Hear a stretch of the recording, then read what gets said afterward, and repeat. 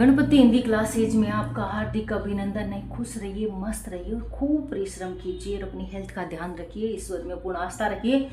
आज हमारा जो टॉपिक है वो शब्दों के भेद, जो फोर्थ प्रकार से जो हो रहा है अर्थ के आधार पे। किसके आधार पे? अर्थ के आधार पे।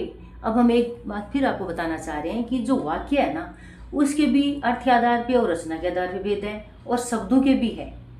तो इसमें शब्दों के जो, अब इसमें देखिए शब्दों के जो भेद अर्थ के आधार पे कितने होते हैं? 2 भेद होते हैं। तो वो कौन कौन से? देखिए, निर्थक शब्द और सार्थक शब्द। निर्थक यानी कोई अर्थ ही नहीं है जिनका। सार्थक यानी जिनका कुछ अर्थ निकलता है, यानी शब्द में अर्थ छुपा हुआ। देख लीजिए, निर्थक व्यर्थ, कोई अर्थ ही नहीं है। सार्थक जिनका कोई सार्थक यानी सही अर्थ निकलता है।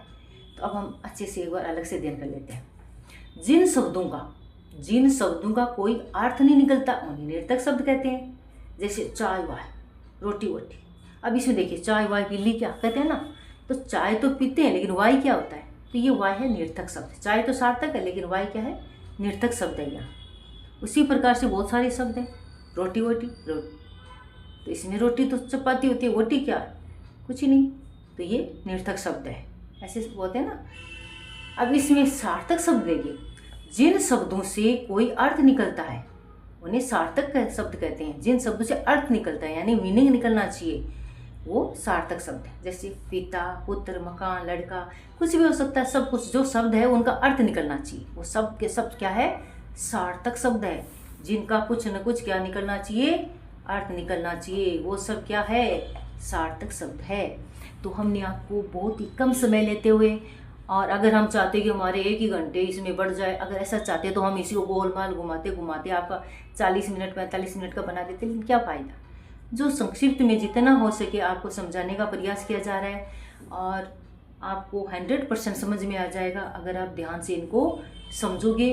और 1 बाय 1 आपको अध्ययन करना है। और एक बार फिर करें, चाहे वो कोई भी हो, कोई सा भी कॉन्सेप्ट हो, आपको क्या करना है? आपको 1 बाय 1 यानी यहाँ से जो कॉन्सेप्ट है उसका स्टार्टिंग से लेके 1 बाय 1 सारा एग्जाम्पल तक अध्ययन करना है।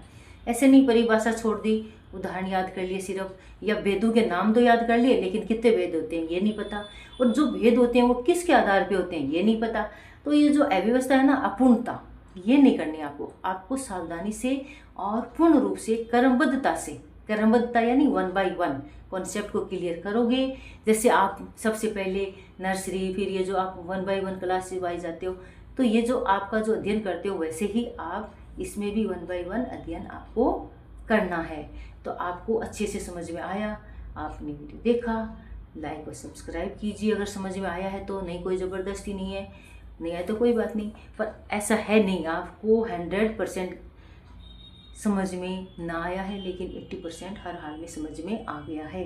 और फिर भी कोई डाउट है तो आप एक बार और वीडियो देख सकते हैं, समझ सकते हैं। और लिख के प्रयास कीजिए, अपनी नोटबुक अपने पास में रखिए और एकाग्र होकर पढ़िए। कहते हैं ना, छात्र को कैसा होना चाहिए? बगुले की तरह ध्यान होना चाहिए और कवि की सी चेष्टा होनी चाहिए, तभी वो, और एकलव्य जैसे समर्पण त्याग होना चाहिए अपने लक्ष्य के प्रति। अर्जुन ने, एक बार आपकी बात बताते हैं, जब अर्जुन के गुरु ने पूछा ना सभी अपने शिष्यों से, कि बुला के पूछा कि आपको क्या दिख रहा है, तो किसी ने कहा हमें तो पेड़ दिख रहा है, किसी ने कहा हमें तो वो फल दिख रहा है, किसी ने कुछ बताया, किसी ने कुछ बताया। लेकिन तब वो उनके गुरु है वो निराश हो गए कि ये तो व्यर्थ चली गई सारी शिक्षा, तो इन शिष्यों को तो समझ में नहीं आया कुछ। तो उन्होंने अर्जुन से पूछा कि हे अर्जुन, आप बताइए आपको क्या दिख रहा है।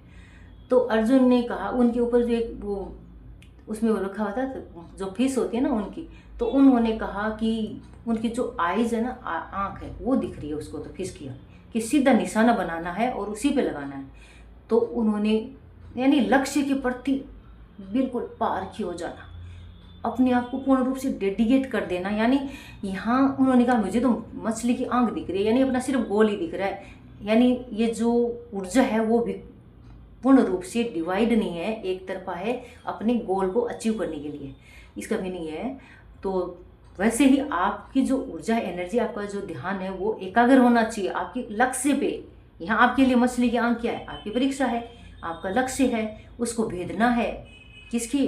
वहाँ तो उनके धनुष बाण से भेद रहे थे अर्जुन तो, लेकिन आपको धनुष बाण, आपको अपने कलम से आपको अपने कलम की पावर से, अपनी ऊर्जा से और अपने आदर्श और पॉजिटिव एनर्जी से अपने लक्ष्य को प्राप्त करना है।